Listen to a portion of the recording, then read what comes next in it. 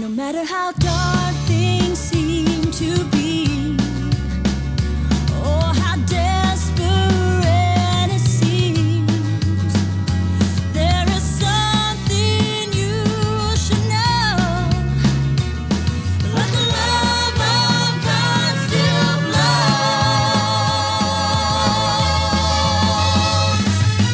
God answers prayer.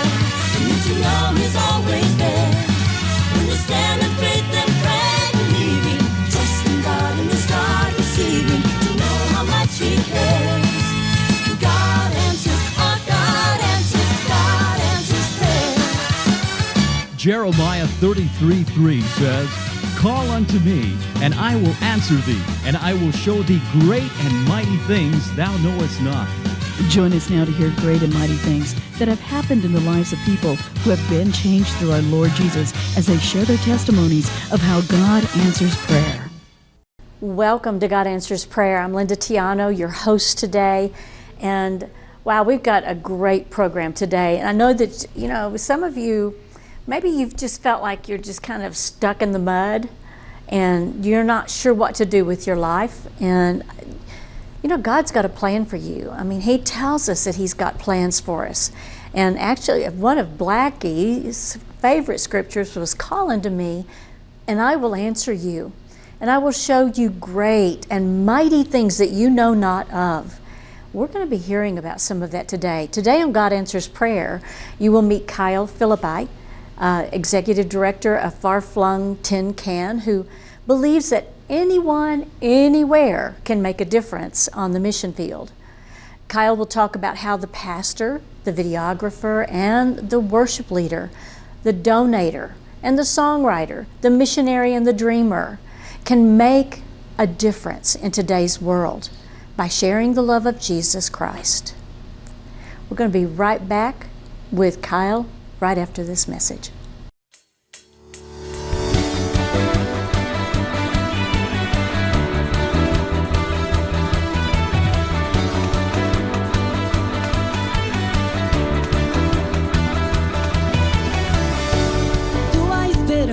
Que me sustenta quando as ondas se levantam, mas em tua palavra estou seguro. Eu tenho paz imensurável, eu encontro alegria eterna em ti. A alegria invade o meu ser, a tua paz eu não deixarei. Como o rio vai subindo, me alegro em ti, me alegro em ti.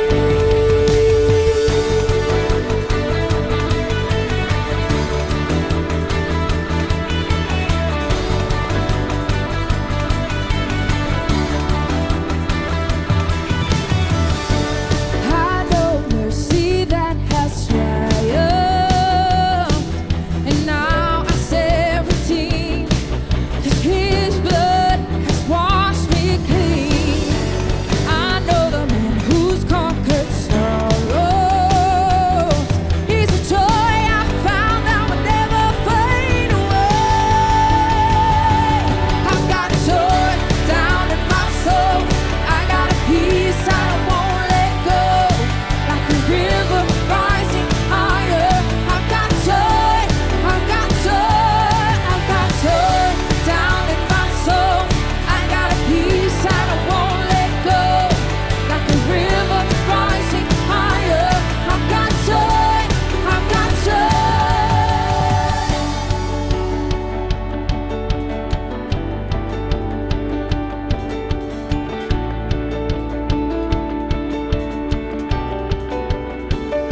Derrama o teu rio, derrama o teu rio, derrama o teu rio de amor, teu rio de amor. Derrama o teu rio, derrama o teu rio, derrama o teu rio de amor, teu rio de amor. Derrama o teu rio, derrama o teu rio, derrama o teu rio de amor, teu rio de amor.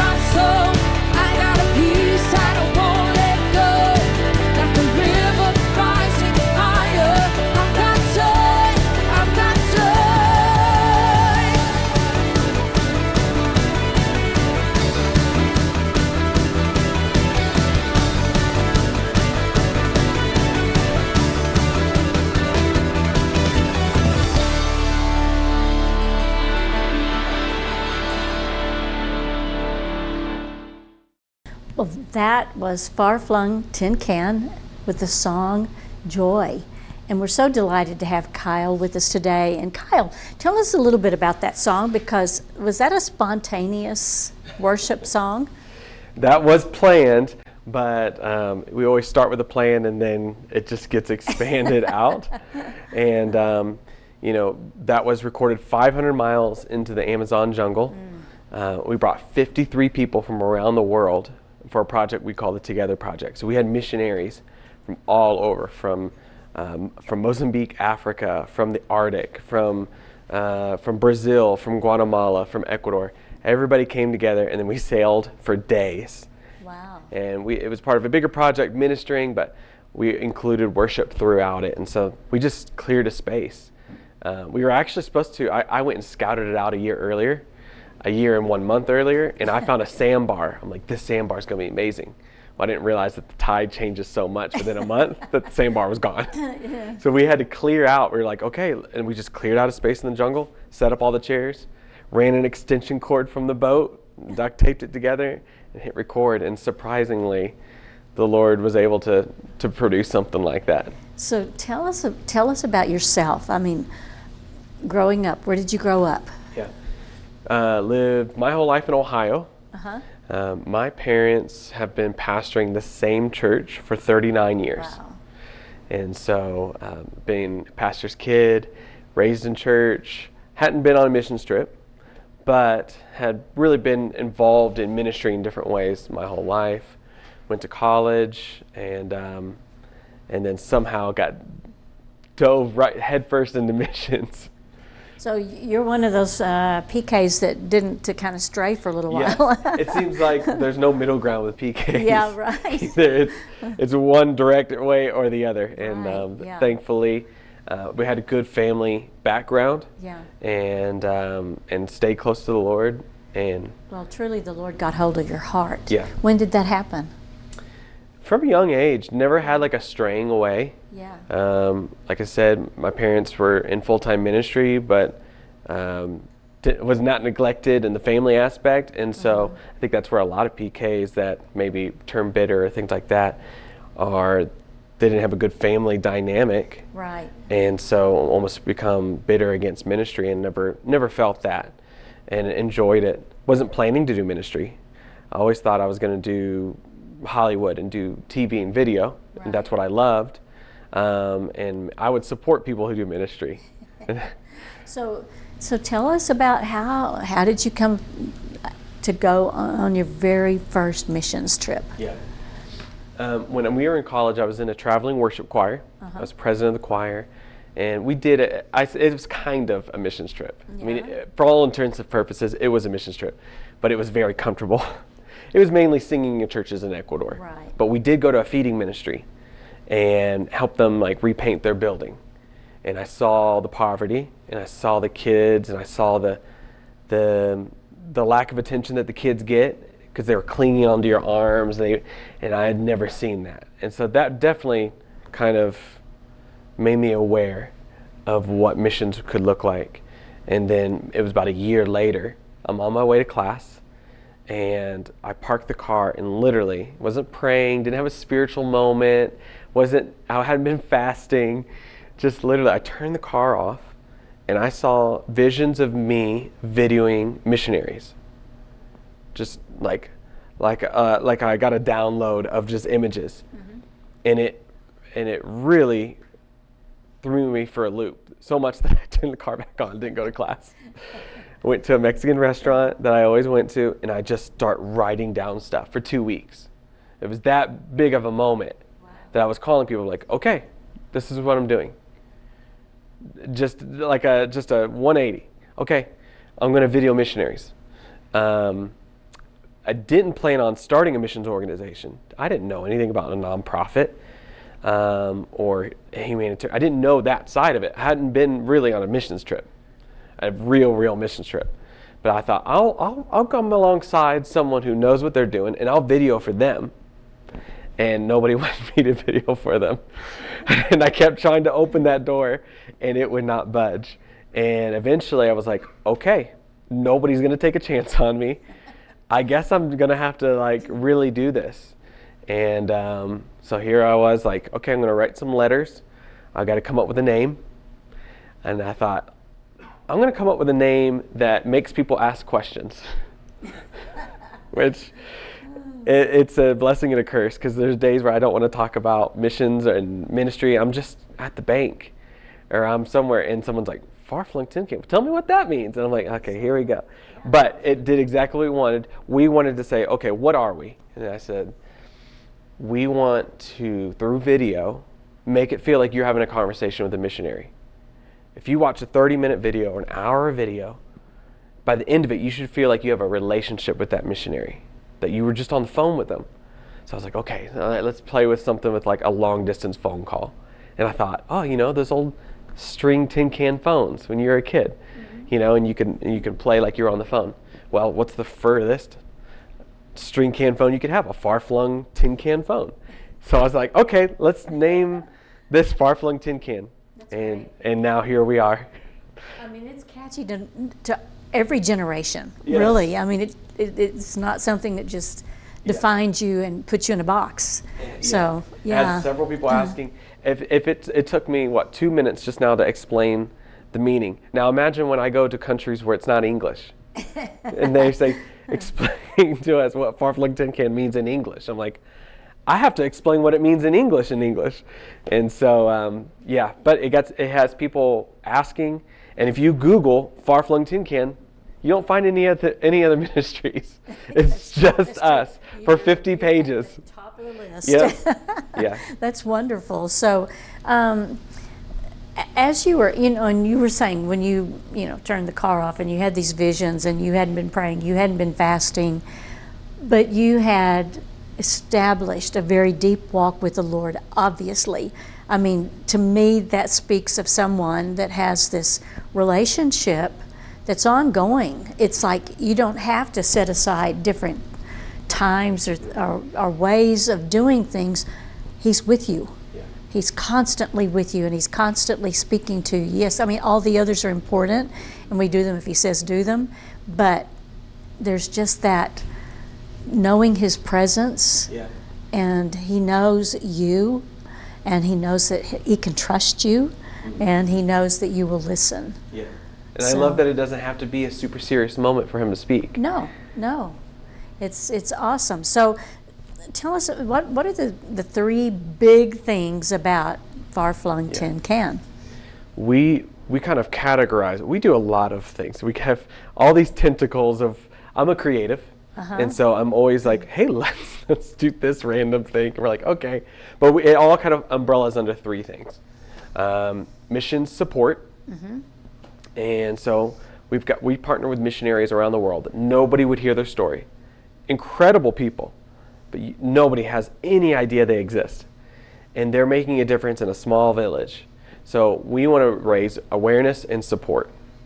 And so that's through our documentaries and our TV shows and going and speaking in places, and so that we can raise support for what they're doing. And then we want missions engagement. So for a long time, it was just telling these stories. And then what we realized after people watched all these stories, we start getting all these emails saying, hey, how do I sign up for that trip? We're like, well, we don't have an opportunity for that. We go and film. So eventually in 2017, we said, people want to go on trips with us. So we started opening up those trips, and it just started blowing up. And we have trips almost once a month. And people just go on our website and say, I would like to apply to go to Peru. I'd like to go to the Amazon. And so missions engagement is important. We want people to give. We want people to know and pray. But we also want you to get in the story with us and go there and see it for yourself and make a difference. Because it's not just impacting for the missionaries or the people on the ground. I get changed every time I go on a trip. You would think by now I've been on enough of them, but you go in a deeper and deeper level. And the third thing we say is worship in everything, because that is who we are to a core. Many of our volunteers and staff, we're part of that choir I talked about. And so it's in our DNA to worship. So it's very much infused in our missions work that in the middle of it, we're going to have worship. So when people apply, I mean, is there a process for vetting, so to speak. Yes, we try our best, and so far so good. We have people fill out an application, tell us a little bit about yourself, Right. maybe kind of tell us what church you go to, what's your story, why do you want to travel with us?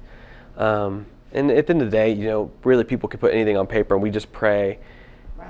hey, Lord, send us the right people. We're not saying send us the best people for a missions trip.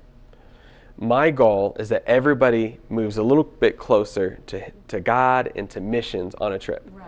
They may start on a 9 and leave on a 10. We've had people that were on a 1 and have never left the country, and we're not used to change, and we're not used to flexibility, but they left at a 2. Just move that needle. Yeah. And so we focus a lot. If you go on a trip, we're not just helping build something and helping those on the ground. We're focusing on the team. What does the Lord want to say to you now that you're unplugged and away from your daily life? Right. Yeah, it's interesting because, having taken groups to Israel a lot, and you try, we try on our own to try to put together the perfect group, Right. but God usually has other plans, and He's usually trying to grow us in some way or another. He knows who's going to be there. He knows what they need. He knows what we need. And the dynamic can be very interesting. It can also, I'm sure, at times be very concerning. And it's like, oh my goodness, Yes. what happened here? Yep. So how many of these have you done? It's a good question. We're doing them almost every month. I don't know how many trips. I think I have been on about 27 trips, something like that, ish, in the past 10 years. Wow.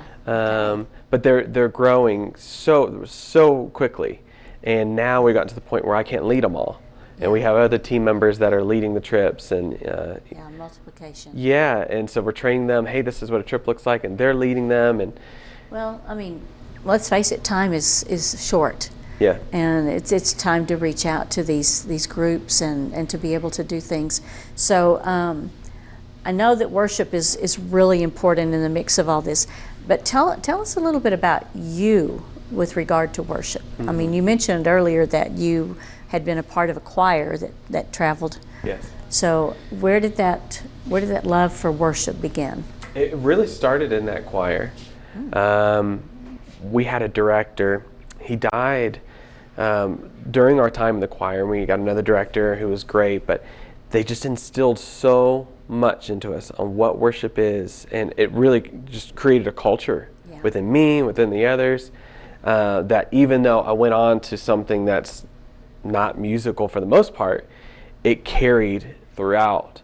And we focus a lot on like our devotions at night on trips and having that time. You can get so busy on a missions trip doing work for the Lord that you don't spend time with the Lord. That's true. I could see that. Well, and worship. Worship. We try to put it in a box and say it's all about music, and it's not. It takes on so many forms. Yeah. But talking about music, we've got another song that's going to be coming up about Out Into the Unknown. Yes. Tell us about that song. This song was written by a friend of Far-Flung, and we recorded this in the Amazon on our way to our destination. So imagine 53 people are sleeping in hammocks for days on the boats.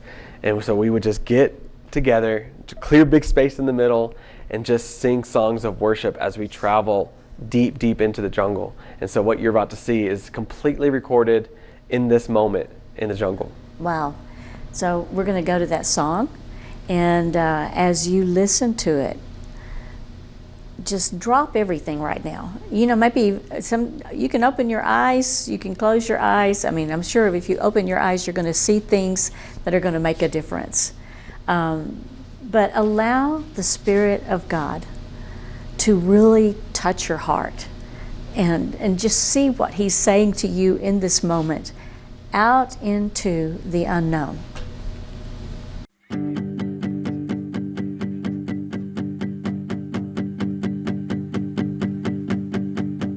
I hear the sea of mystery calling me,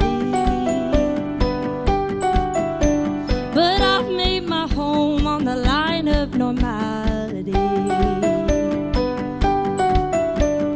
Day after shore stays the same, but wave after wave, these tides ever change. I'm going out, nothing can stop me now.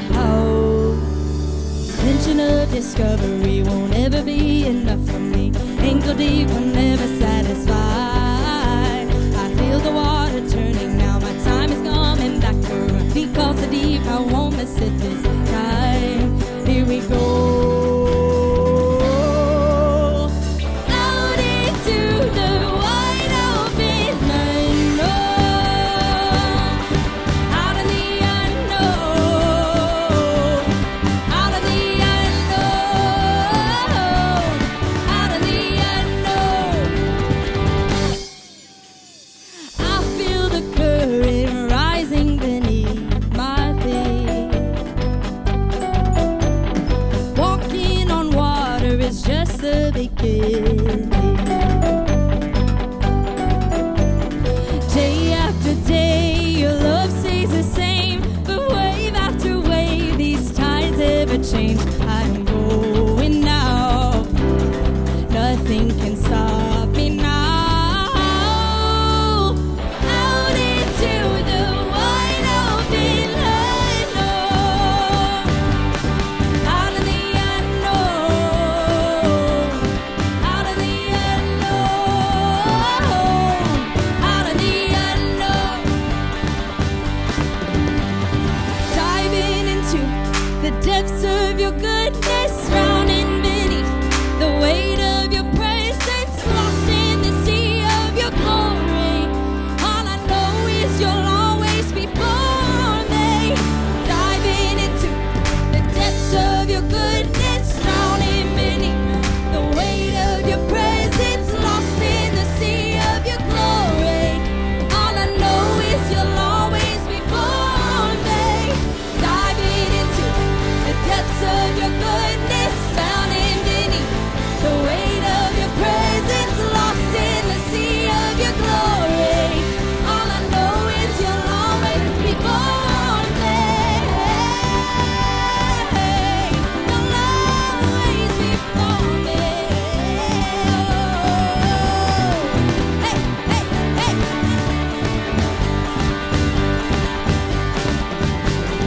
Out into the wide open unknown. Out into the wide open unknown. Linda Tiano, and we are back with Kyle Philippi. He's the executive director of Far-Flung Tin Can, and that was amazing. That was really wonderful to hear that song and the joy and the everything that went along with it. So, we were talking about worship, and you were talking about clearing the middle of the boat just to spend that time.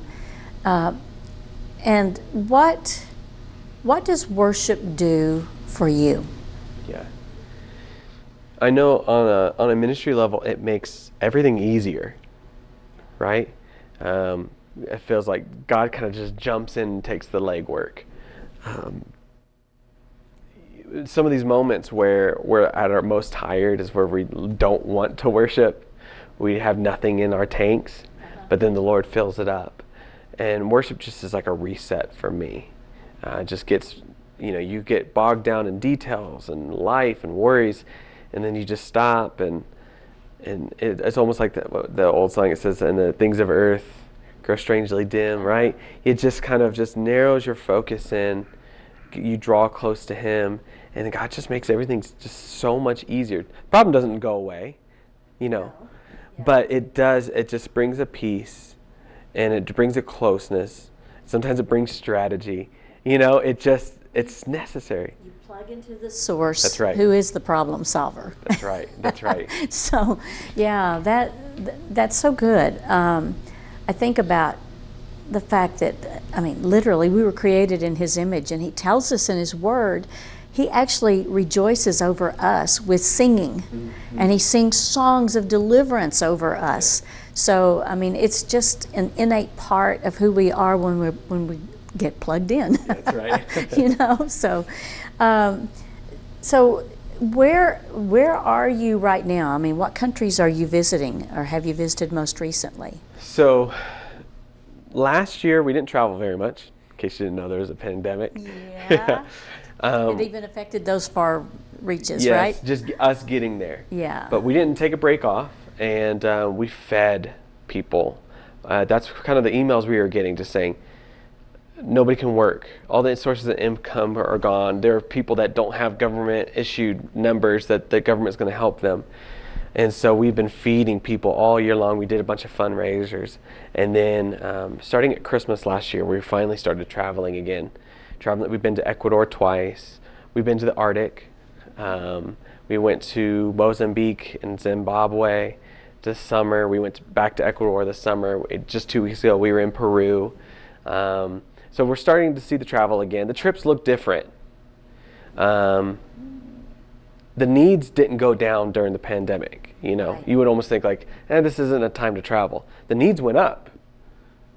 And so we are saying, okay, there are serious reasons why we need to go. Missions don't stop during pandemics. And so, but how do we do that has looked very different. You know, we used to do a children's day in Mozambique, and we would have 1,500 kids all day long on bouncy things and handing out toys and teaching them the gospel. And they were like, we want to do Kids Day. Well, how do we do that during a pandemic? So instead of 8 hours with 1,500 kids everywhere, we would have 1 hour with 50 kids and then another hour with 50 kids for like 4 days, right? Yeah. It's harder, it's annoying, it's just so much more work. But the alternative is you just don't do it. And so, yeah, it's so much harder during a pandemic, and you want to be careful, you want to be safe, you want to be effective. But doing that means, okay, we're going to work a lot harder. Yeah. So you worked a lot harder, but the ones that were receiving ministry probably got even more quality. They did. Time. That's a good point, because that's what some of the team were saying that had been there on other trips. You know, it looks better on camera when there's 1,500 kids and we're all going down inflatables, but it's just this like mass big thing. And now it's a lot more relational. And we're spending more time doing the face painting and one-on-one time. And so they probably will look back on the COVID years of those were specific because I spent a lot of time with those missionaries. So do you have children of your own? Yes, I have a 6-year-old, and in 39 days I will have another one. Congratulations. That's right, yes. So we have another little girl, so we'll have 2 girls. And so having a 6-year-old and having a baby, I think has slipped into my subconscious of why we have added on so much children's content. We've spent the last couple years writing kids books, and we came up with a kids show, and it's all puppets, and we record it around the world. I mean, we're recording in negative 25 degrees in the Arctic, and we're recording it on floating islands, and these crazy places where you would think, oh, that's blue screen. And they're like, no, we literally went to Africa with all these puppets and rolled around in the sand. We're getting ready to put together an episode of how we made the show, because it's crazy, but we've really not shifted our focus, added on our focus for the next generation. We believe that in 15 years from now, there's going to be missionaries and people that travel with us that are songwriters and people that are passionate about missions because they grew up watching our kids show. Yeah. We firmly believe that. Right. That's a long strategy, but we know it's going to pay off. Well, I mean, you have no idea the seeds that are being planted and that will bear fruit, you know, in the years to come. So tell me about the Arctic. I mean, every other place you've gone is like, you know, tropical, Yes. hot, Yeah. humid, and then you go to the Arctic. What was that like? We've got a team member that he's been with us for a long time. The only place that he's been with us is the Arctic. He's been several times, and he's like, I'm so ready to go to a hot place with Far-Flung, because, I mean, the coldest it's been that we've went, it was negative 50, and the wind chill was negative 73. Wow. And we go, it's in Alaska, but it is one of the most remote, strangest places we've been. And you fly into this little hub, and then we travel by ice road or by small planes to villages. There's 7 neighboring villages. And these people don't get guests. They don't get visitors. And so, there's only maybe 250 people in the village, and we'll borrow the gym and do a service. We were supposed to do one service, and I had prayed for it to be really cold. So God answers prayers. And I had prayed for 3 things. And they don't seem significant, but I was like, Lord, I just really want this. And I don't know if it's because we're going to these places nobody wants to go that He answers them. But I prayed, I want it to be extremely cold. I just want to experience real cold. -25 wasn't cold enough. So it ends up being that, so cold that the planes can't fly and we get stranded. And I prayed that we'd see a polar bear. We did track down a polar bear. And I prayed that we saw the northern lights, and we did see that. But it got so cold that the planes couldn't fly out, so we were stuck there. So we decided, okay, well, we're here another night. Let's just go pray for people. So this is pre-COVID, and we just bundled up. This is when it was -50, wind chill -73. I mean, we're like this, yeah. We just went knocking house to house, and they're like, first of all, there's almost no visitors. And then we're showing up, and they're like, hello? I'm like, hey, we're just in town. We want to see if you need prayer. Well, even if they didn't want prayer, they felt bad for us being outside. So they welcome us in to get some coffee. And sure enough, after talking for a few minutes, we ended up praying for them and just went house to house. And then we did another service that night. Just saw amazing, we saw miracles. We saw God just work in such a crazy, unusual way. But I love going to the Arctic. Seeing the northern lights alone is just breathtaking. And that's one of those moments that we shot the puppets just this last February, March. We shot the puppets, and I went ahead and wrote in a scene where the characters are stranded out in the Arctic and they see the northern lights. We'd seen them before, and I said, if we don't see them, I'll mix in the footage I have from before. We'll just do it. So we had it all pre-recorded. We go out there, it's -25, we're standing, and it just puts on a show. And you've got these puppets talking, and there's northern lights dancing behind it. And I've shown, it hasn't come out yet, and I've showed a few people, and they all went, okay, so that's blue screen. I was like, no, this really happened. You can see it's kind of grainy, and the lighting's not perfect, because we're literally 5 miles out on the tundra seeing northern lights. So that's definitely... Well, I just want to mention to you, you're hearing all this, and you may be getting really excited about it and thinking, well, where am I going to get to see it? Yep. Well, you can see it here. Yes. And Far-Flung Tin Can, the air times here on KCHF TV 11, Wednesdays at 12:30 a.m., Fridays at 11:30 p.m., and Saturdays at 10:30 a.m. So you might want to set your DVRs or whatever if you're not at some of those times, but have them and share them with others and let people know about it. And we're excited that Kyle and all the folks with him are bringing this to us. And I might add that we have a very special friend that's been a friend of this ministry, actually was one of the people that helped found this ministry, that is a part of all of this and bringing it to us. And we'll be talking about him in a little bit more in a moment. But just want to thank you for being a part of KCHF TV 11 so that we can bring programs like this to you. So some of the other countries that you are planning on going to or that are on the schedule right now, what are some of those? When we went to the Amazon, it was part of a project we do every 4 years. We call them Together projects. That's when we fundraise for all the missionaries to come, be a part. We did it in Guatemala in 2015.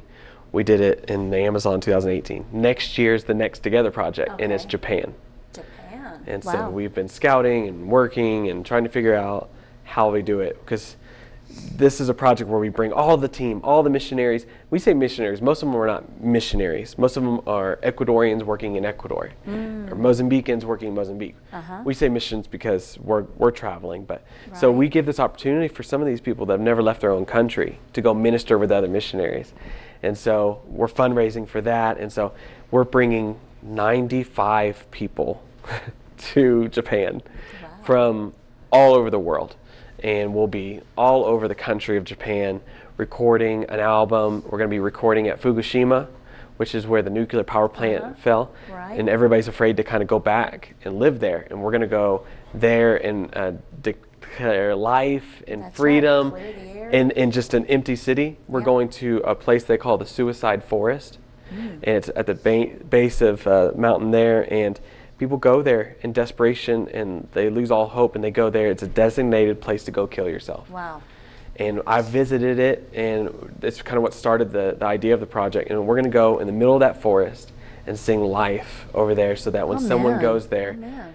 to give up, they feel that presence of the Lord and just says, you know what? I do have something to live for. Yeah.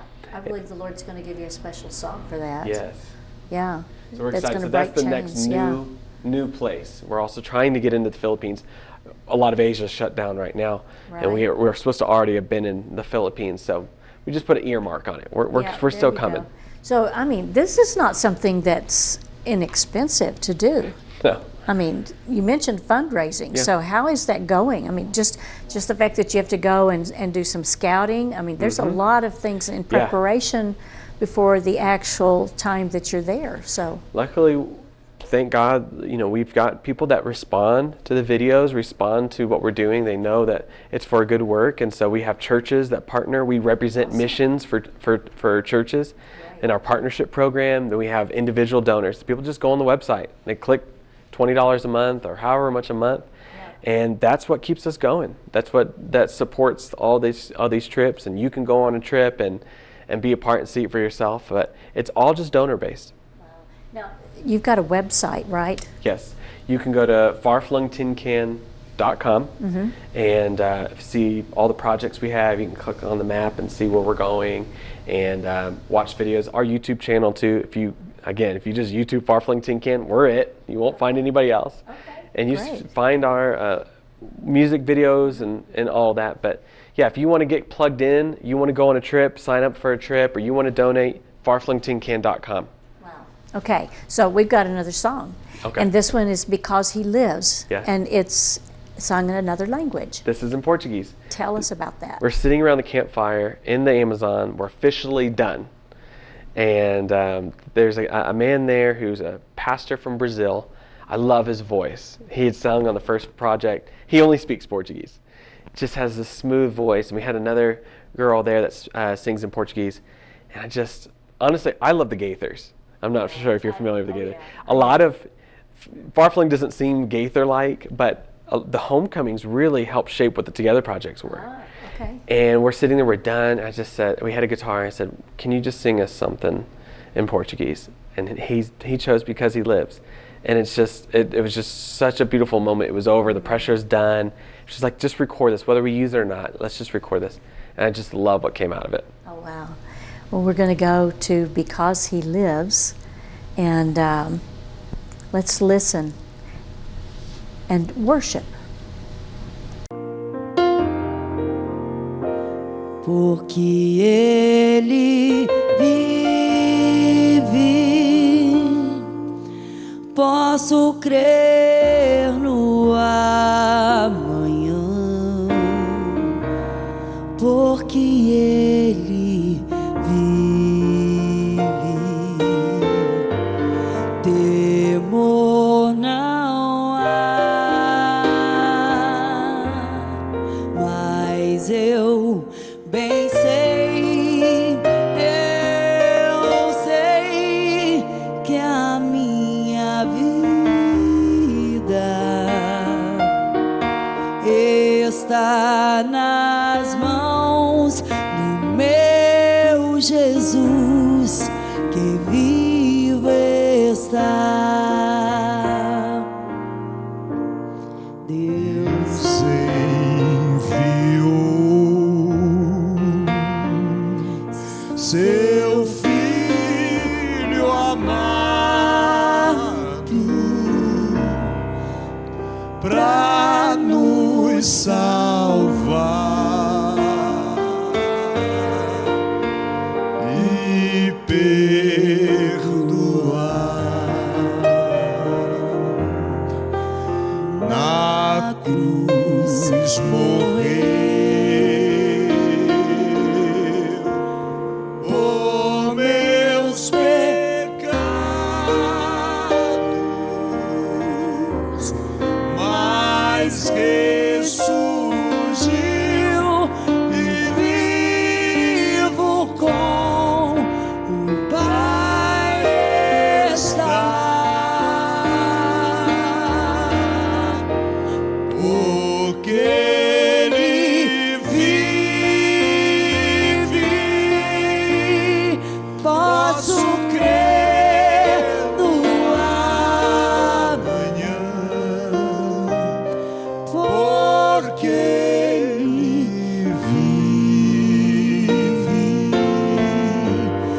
temor não há, mas eu bem sei, eu sei que a minha vida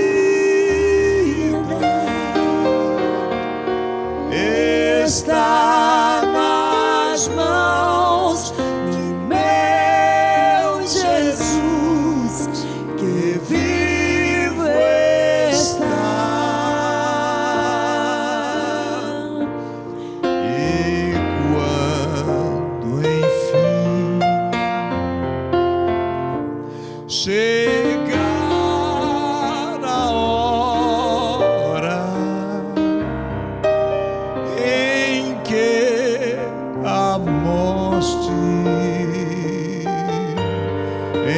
enfrentarei,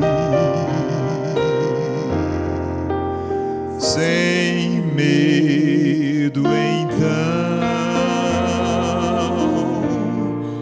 terei vitória, verei na glória o meu Jesus, que vivo está, porque Ele vive. Posso crer no amanhã, porque Ele vive. Temor não há, mas eu bem sei, eu sei que a minha vida está nas mãos do meu Jesus, que vivo está.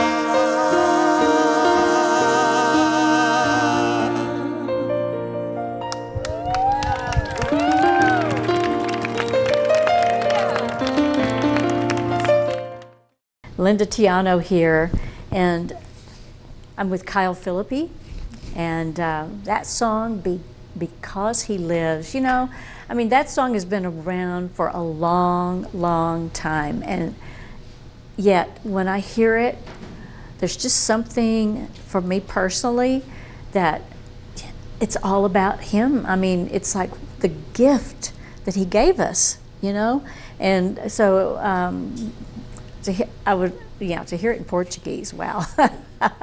To hear it in other languages is always so precious, especially because that's the heart language of that person. And so when they sing in their heart language, then it's a real precious jewel that we're given. So tell us a little bit about, I mean, because you call this, this is a family enterprise. How do you see that as family?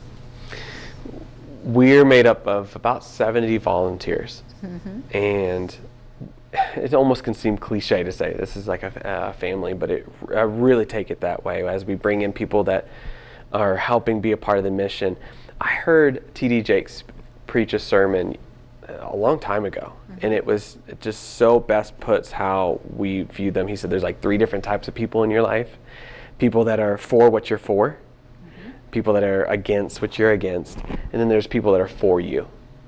And we really push that internally in our organization that, hey, listen, like if you're a singer and you lose your voice, you still have a place here because we're for you. We're not just for what you're for your gifts or what you bring to the organization, but on a level that, hey, we're here for you. If you have a failure, we're here for you, and how you're doing. And so it's almost, we all have our own churches we go to, but it serves almost as a church body that you can trust. Yeah, you can trust on them for prayer.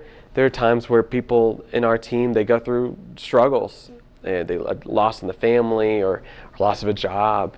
And I love that everybody just jumps in like, hey, how can we help? So it really does have a family dynamic in that sense. You know, think about the early church, the believers there, and it says they went from door to door, or house to house, to worship. They ate together, they went out together, they did everything together, and they came from so many different places to be there together, and so it becomes this living, breathing entity, this body, this ecclesia, the congregation. Yeah. It's not a building. Yes. It's an organism. Yeah. That And when you find yourself going to places that are dangerous, or have a trip that is purposefully hard. Right. You know, we go to some places that it's just not going to be comfortable. Yeah. And there's not a resolution for that. Like, hey, let's go be uncomfortable for a week. When you do that with people, there's a closeness that you're not going to get on Sunday morning sitting next to someone. There's a trust that is established in a dangerous place, and you go through a thing together. Or when you see the Lord move in a way that you haven't seen him move anywhere else, and that only he can do, there's a bond that you can't replicate on Sunday morning. Experiences. Yeah, it's amazing. So tell us a little bit more about this, because you've been going out and doing this, and now you're going to be having this program that will be appearing on television. Yeah, you know, we've been going out for so long, and we have somewhat of a small audience. I guess that's always a relative term, but we have these stories, and we just want more people to see them. And so, you know, we've put together these episodes, and right now I think we have 34 episodes. Right. You know, and we've just recorded a few more. Every time we go, we create a new episode, and it's just the goodness of God, and we get to actually be a part of his story. Yeah. You know, we plan out. We kind of know what's going to happen in general. We make a schedule for a trip, but we leave enough room for, okay, God, what would you like to do? What could we not plan? And allow him to just cancel everything if he wants to. And a lot of times he does. And the stories that he comes up with are a million times better. And we just love being able to share that with people. And some people can't travel, and they're not going to go on a trip with us. That's fine. But be a part, engage with us, prayer and giving, and you are going with us, because we can't go without donors. Well, I mentioned earlier that the person that has connected you to us is Warren Trumbley, and his lovely wife Linda. Mm-hmm. And Warren was he was the engineer.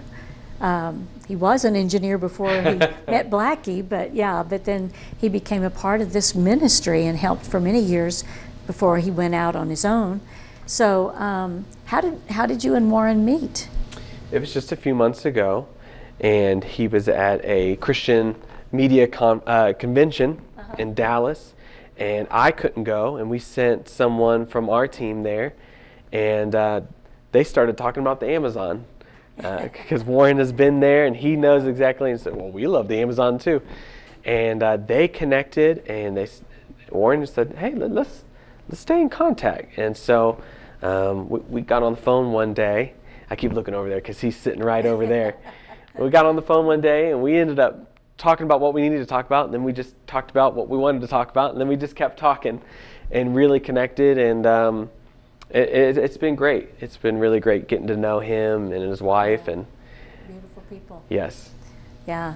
Well, we're excited. We're excited for you. We're excited for our viewing audience to have this opportunity to see something that maybe they've never seen before.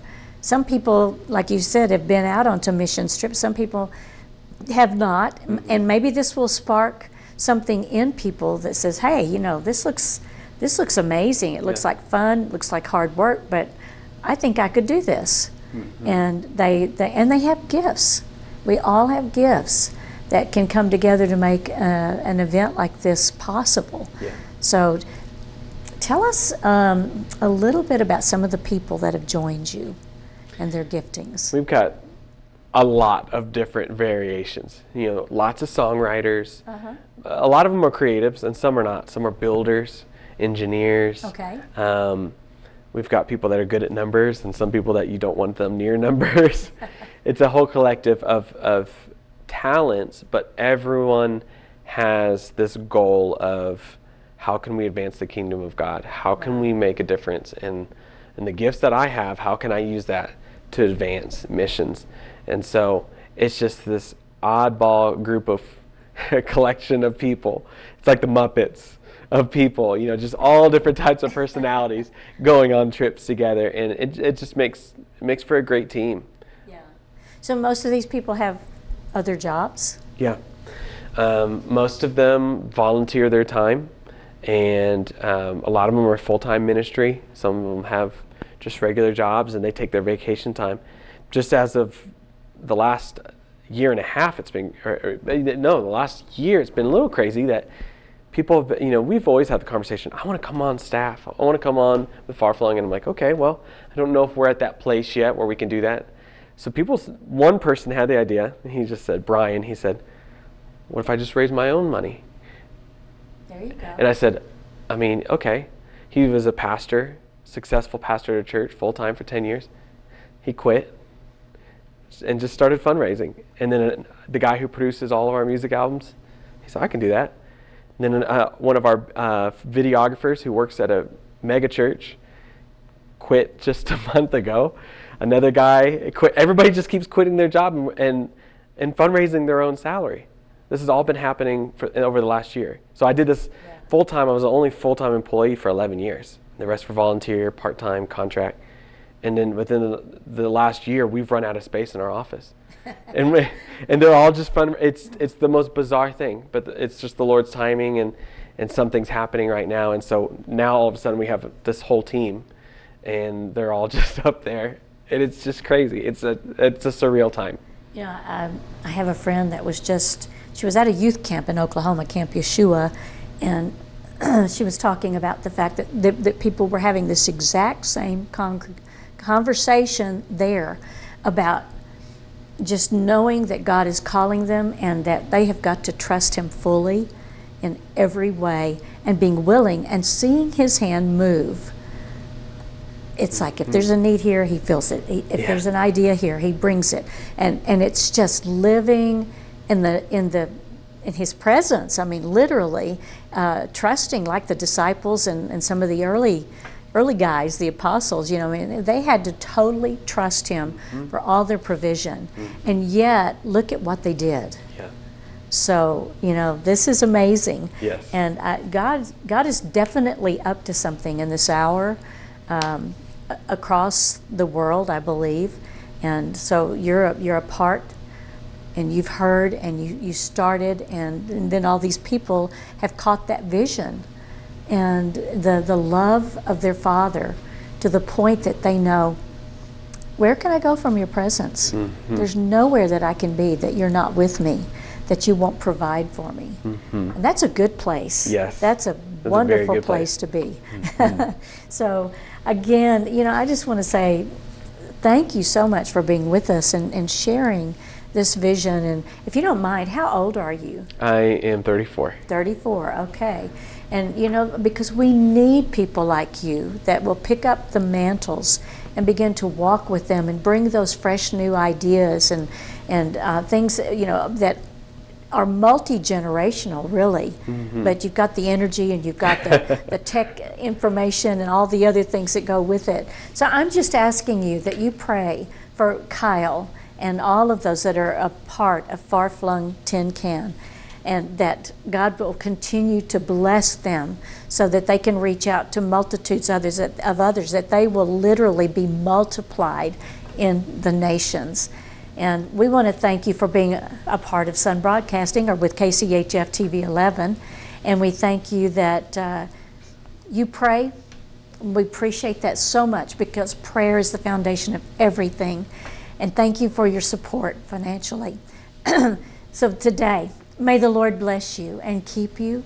May He make His face to shine upon you. May He lift up His countenance upon you and give you His everlasting shalom. Shalom, shalom.